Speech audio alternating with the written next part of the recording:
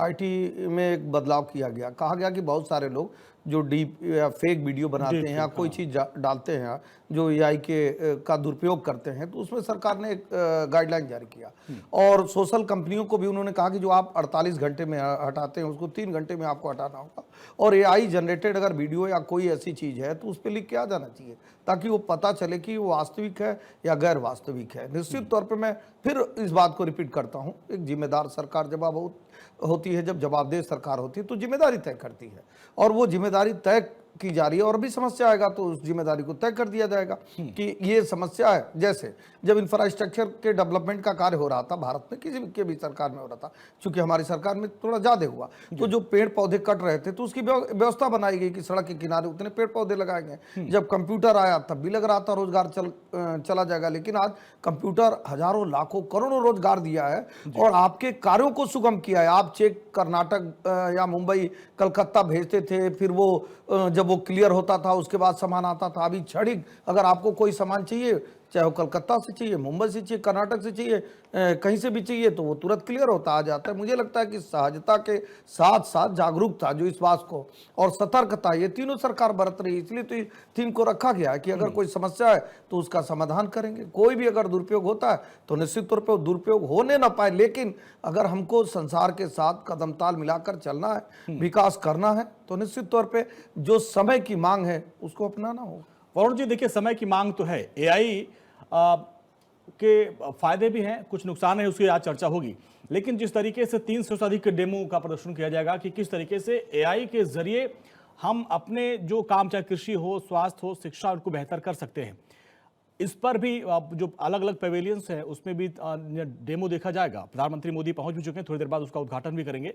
लेकिन अब क्या लगता है कि यूपीआई भी आया था, तब भी तमाम तरह के सवाल उठाए गए थे कि कैसे होगा, क्यों होगा, बहुत दिक्कत होगी, लेकिन यूपीआई ने आज पूरी दुनिया में अपना नाम कमाया है। तो इसी तरीके से एआई को लेकर जो आशंकाएं हैं, क्या लगता है कि इस समिट के बाद से उसमें काफी हद तक जो है उसमें निदान मिलेगा? अंजनी जी, मैंने शुरुआत में कहा, कोहली साहब ने भी उस बात को ढंग से एक्सप्लेन किया, हमारा मानसिक भौतिक विकास जो आने वाली जनरेशन का वो प्रभावित ना हो और हमारे जो 100 करोड़ मैच्योर्ड जनता है उसका ह्यूमन रिसोर्सेज का कैसे उसके साथ कंपटीशन चले। कि अभी जैसा IT act we were very slow उसको लाने में, तो हमारी लेजीनेस नहीं रहे। जो भी खतरे आने वाले हैं उसके रेगुलेशन, सेफ गार्ड, अभी संसद चल रही है उसको बढ़ा दीजिए आप सत्र को, उसमें ज्यादा से ज्यादा डिस्कशन करके लीगल एक्सपर्ट से, आईटी एक्सपर्ट से कमेटियां बनाओ, उनसे कैसे रेगुलेशन, सेफ गार्ड्स करने उसको तुरंत इम्प्लाई कर दो। एआई हमारे यहाँ जीवन में घुसे उससे पहले हमारे पास सेफ गार्ड्स हो जाए तो लोगों को। आपने जब यूपीआई की बात की ना, मैंने कहा कितने फ्रॉड्स हो गए, हजारों करोड़ रुपए लोगों के चले गए, जिसके साथ हो गया वो तो दुखी है, तो वो नहीं हो, वो पहले कर दिया जाए सेफ गार्ड तो ज्यादा उचित होगा। एक मैं स्टडी पढ़ रहा था, एक्सपर्ट ज्यादा आपको बता दें, न्यूरो साइंस की, कि जो पहली बार ऐसा हुआ है जो अभी की जनरेशन है वो पिछली जनरेशन से बुद्धिमान कम है। एक स्टडी आई है, तो एक्सपर्ट्स को ज्यादा पता होगा। तो ऐसा ना हो कि आने वाली जनरेशन, जो हमेशा जनरेशन आगे वाली को हम कहते हैं हमसे अधिक बुद्धिमान है, वो कहीं रिवर्स उसमें ना चली जाए। इसलिए तो ये सारे खतरे हैं। इसको ये आईटी एक्सपर्ट्स को साथ लेके, लीगल एक्सपर्ट्स को लेके एक लॉ बनाइए, सेफ गार्ड बनाइए हर क्षेत्र का, और दूसरा मिसयूज भी नहीं हो, जिससे आम जनता को परेशानी नहीं हो। क्योंकि जब कंप्यूटर की बात अभी एस एन सिंह साहब ने कही, तो राजीव गांधी के जमाने में कंप्यूटर और टेक्नोलॉजी की बात, तो बहुत बड़ी आशंका पूरे देश में हो गई थी कि भाई रोजगार चले जाएंगे, रोजगार चलेंगे। उसके बाद बैंकिंग में तो रिवॉल्यूशन ही आया इस चीज का। लेकिन आज भी एग्रीकल्चर जो एरिया सेक्टर हमारा है, 60-70% एरिया एग्रीकल्चर है, जनता भी उसी में है, उसको टेक्नोलॉजी से इतना लाभ नहीं हुआ है। जैसे हम जब बौद्धिक क्षमता के विकास की बात मैं से कह रहा हूं, जब हम छोटे थे तो कैलकुलेटर इस्तेमाल नहीं करने देते थे टीचर्स। उसके बाद कैलकुलेटर आने लगा तो जो फटाफट जो गणित के सवाल या जो भी कैलकुलेशंस करते थे वो हम अपना करके कैलकुलेटर पे डिपेंडेंट हो गए। जैसे हमारा फोन था डायल वाला, जब सबको नंबर याद, लेकिन ये जो पीढ़ी है सर, युवाओं की पीढ़ी है, बहुत टेक फ्रेंडली है और चीजों को बहुत तेजी से समझती भी है। हाँ, लेकिन आपकी जो आशंका है कि इसका दुरुपयोग बहुत तेजी से करती है। आप प्रधानमंत्री नरेंद्र मोदी देखिए पहुंचे हुए हैं, वहां पे कई जो डेमो लगे हुए उसका प्रदर्शन किया जा रहा है और उसको बारीकी से समझते हुए प्रधानमंत्री नरेंद्र मोदी, क्योंकि एआई का उपयोग किस तरीके से टेक्नोलॉजी के आधार पर शिक्षा, स्वास्थ्य सेवा, कृषि, इन क्षेत्र में कैसे उसका इंपैक्ट बढ़ेगा, उसको लेकर ये समिट काफी महत्वपूर्ण हो जाती है। प्रधानमंत्री नरेंद्र मोदी पहुंच चुके हैं और यहाँ पे 500 से अधिक सेशन आयोजित किए जाएंगे और 300 से अधिक डेमो और प्रदर्शन किया जा रहा है। और प्रधानमंत्री नरेंद्र मोदी उन जगहों पर जाके और किस तरीके से एआई के माध्यम से और हम आगे भविष्य में 2047 तक डेवलप हो सकते हैं, और इसकी पहुंच आम लोगों तक हो, सिर्फ दुनिया के कुछ देशों तक नहीं, जो गरीब से गरीब मुल्क हो, गरीब से गरीब लोग हों, उन तक एआई से लाभ मिले। ये भारत की सोच है, प्रधानमंत्री मोदी की सोच है। और हमारे साथ गौरव वत्स जी हैं। गौरव जी, देखिए तमाम सारी बातें हुई, लेकिन अब यहां पे देखिए कुछ कुछ चुनौतियां भी हैं। लेकिन अब जिस तरीके से अमेरिका और चाइना ने अपने रिसर्च और बाकी चीजों में अपनी पकड़ बना ली है, अब यहां पे भारत तीसरे पायदान पे है। लेकिन ये जो बताएं कि यहां पे जो चर्चा होगी, इसके फायदे क्या होंगे, किन किन क्षेत्र में एआई से कैसे हमको सहूलियत मिलेगी, जरा हमारे दर्शकों को समझाएं। क्योंकि हम नुकसान पर भी बात कर रहे हैं। डीप फेक का हमने देखा, डीप फेक का वीडियो प्रधानमंत्री तक का बन गया था। लेकिन अब जो प्रधानमंत्री का मोदी का विजन है कि यहाँ पे चाहे रक्षा से लेकर कृषि, हर क्षेत्र में एआई का इस्तेमाल किया जाए और किसानों से लेकर रक्षा उत्पादों को फायदा मिले, कैसे ये होगा एआई के जरिए? देखिए, अगर आप देखेंगे, जैसा शरद जी ने बोला कि सबसे इम्पोर्टेंट चीज ये है कि एआई के अंदर ना, आप लोग जब कोई नई टेक्नोलॉजी आएगी तो यूज केस भी आएंगे।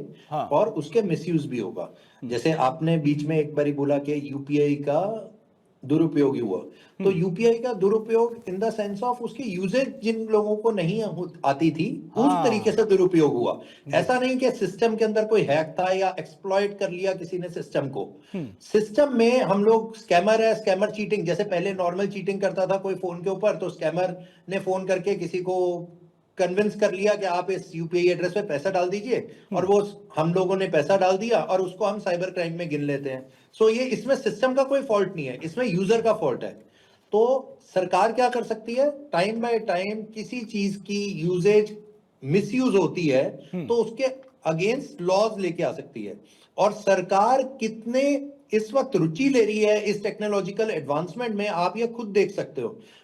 जैसा शरद जी ने बोला कि लॉज आ जाने चाहिए, मैं आपको मतलब आपको जान के बड़ी हैरानी होगी कि लॉज पिछले हफ्ते ऑलरेडी गेजेट नोटिफिकेशन आ चुका है डीप फेक से रिलेटेड, है ना, डीप फेक, एआई सारे से रिलेटेड आ चुका है। सो टाइम बाय टाइम जैसे जैसे हमें प्रॉब्लम में पता लगेंगी, सरकार ऑलरेडी एक्ट करेगी। और जहां तक रही किसी भी तरीके से सोचने की बात, तो अगर आप देखेंगे हमारे प्रधानमंत्री सारी टेक्नोलॉजी में खुद रुचि ले रहे हैं, पर्सनल लेवल के ऊपर जाके, जो कि एक बहुत बड़ा मुद्दा है। सो इसीलिए हम लोग एक्सपेक्ट कर रहे हैं, हमारे लिए मतलब गर्व का माहौल है कि आज प्रधानमंत्री ने एआई समिट करा और वर्ल्ड देख रहा है इस वक्त। और बाहर की दिग्गज कंपनियां, अल्फाबेट, जो माइक्रोसॉफ्ट, एनवीडिया जैसी कंपनी आज इंडिया में आ रही है। इंडिया के पास पावर क्या है, इंडिया की पॉपुलेशन। सो जैसा कि एआई ये लॉन्च हुआ, तो एआई के लॉन्च के साथ साथ यूज केस हमें देखने हैं कि हम उसे रोजमर्रा की जिंदगी में कैसे हम उसको लेके आगे बढ़ सकते हैं। आपने बोला कि कैसे एक आम आदमी को काम आ सकता है एआई।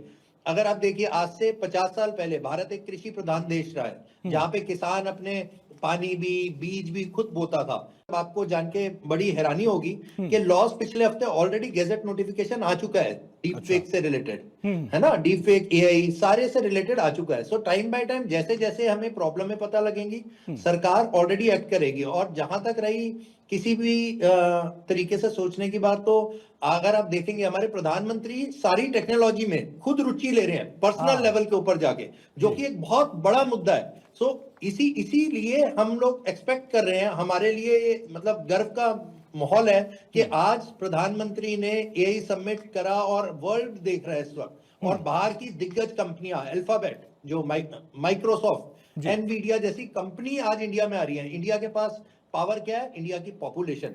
सो जैसा कि एआई ये लॉन्च हुआ, तो एआई के लॉन्च के साथ साथ यूज केस हमें देखने हैं कि हम उसे रोजमर्रा की जिंदगी में कैसे हम उसको लेके आगे बढ़ सकते हैं। आपने बोला कि कैसे एक आम आदमी को काम आ सकता है एआई। अगर आप देखिए, आज से 50 साल पहले भारत एक कृषि प्रधान देश रहा है, जहां पे किसान अपने पानी भी, बीज भी खुद बोता था। आज की डेट में ड्रोन टेक्नोलॉजी है, ड्रोन अपने आप उड़ता है, आप उसमें टाइम सेट कर दीजिए, सारा मामला ऑटोमेशन से रिलेटेड है। अपने आप जाएगा, उस टाइम में बीज डालेगा, कुछ टाइम में पानी डालेगा, जो जो आप उसको निर्देश देंगे वो ऑटोमेटिकली उसी दौरान वो जाएगा, ड्रोन अपने आप उड़ेगा और अपनी जगह पे आ जाएगा, और फिर उसके इंटरवल जो आप सेट कर देगा किसान।